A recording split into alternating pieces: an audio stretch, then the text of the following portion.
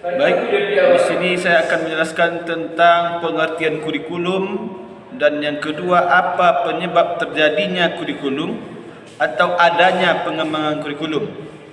Nah, dari pembahasan yang pertama, pengertian kurikulum menurut Undang-Undang Nomor 20 Tahun 2003 tentang Sistem Pendidikan Nasional menyebutkan bahawa kurikulum adalah seperangkat rencana atau pengaturan mengenai tujuan, isi dan bahan pembelajaran serta cara yang digunakan sebagai pedoman penyelenggaraan kegiatan pembelajaran guna untuk mencapai tujuan pendidikan yang tertentu.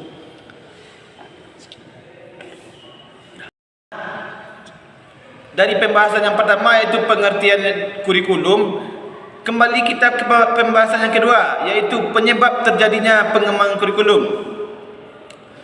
Pengembangan kurikulum merupakan proses yang dinamis dan terus-menerus dilakukan. Hal yang pertama iaitu perkembangan ilmu pengetahuan dan teknologi. Penyebab munculnya pengembangan ilmu pengetahuan dan teknologi ada dua. Yang pertama, munculnya disiplin ilmu baru. Nah, di sini dapat kita jelaskan seiring dengan perkembangan zaman, muncul disiplin ilmu yang baru perlu dimasukkan ke dalam kurikulum. Yang kedua, perubahan metode pembelajaran. Di sini adanya teknologi baru seperti AI, big data dan pembelajaran online yang menuntut perubahan metode pembelajaran yang lebih efektif dan efisien. Yang kedua yaitu perubahan kebutuhan masyarakat. Di sini merangkup dua bagian. Yang pertama pertumbuhan tuntutan dunia kerja dan yang kedua perubahan sosial dan budaya. Di pertumbuhan tuntutan dunia kerja, kurikulum harus disesuaikan dengan kebutuhan dunia kerja yang terus berubah. Dan yang kedua, perubahan nilai-nilai sosial dan budaya juga mempengaruhi isi dan tujuan pendidikan. Yang ketiga yaitu perkembangan peserta didik. Perbedaan di perkembangan peserta didik merangkup dua bahagian. Yang pertama, perbedaan karakteristik pada peserta didik dan yang kedua, meningkatkan kesadaran akan keberagaman. Di perbedaan karakteristik peserta didik, setiap generasi memiliki karakteristik yang berbeda sehingga kurikulum perlu disesuaikan. Dan yang kedua, meningkatkan kesadaran akan keberagaman.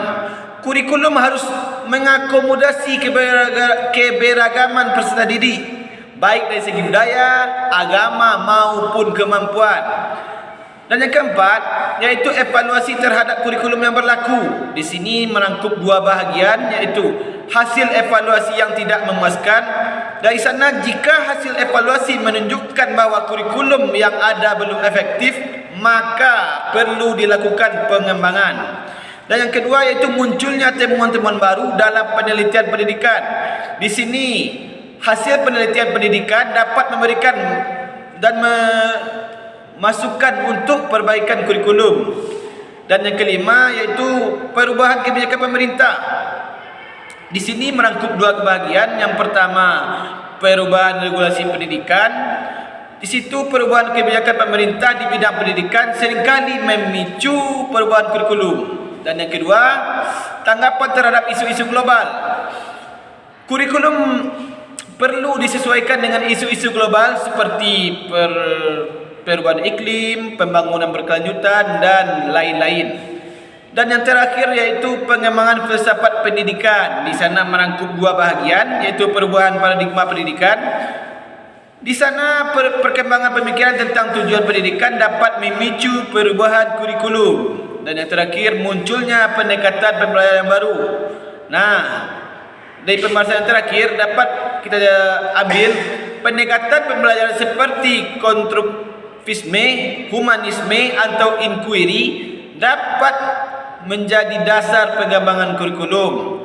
Nah, dapat dari penjelasan di atas dapat kita simpulkan pengembangan kurikulum adalah sebuah proses yang kompleks dan melibatkan berbagai faktor. Saya rasa sudah cukup sedemikian. Saya ucapkan terima kasih. Assalamualaikum warahmatullahi wabarakatuh.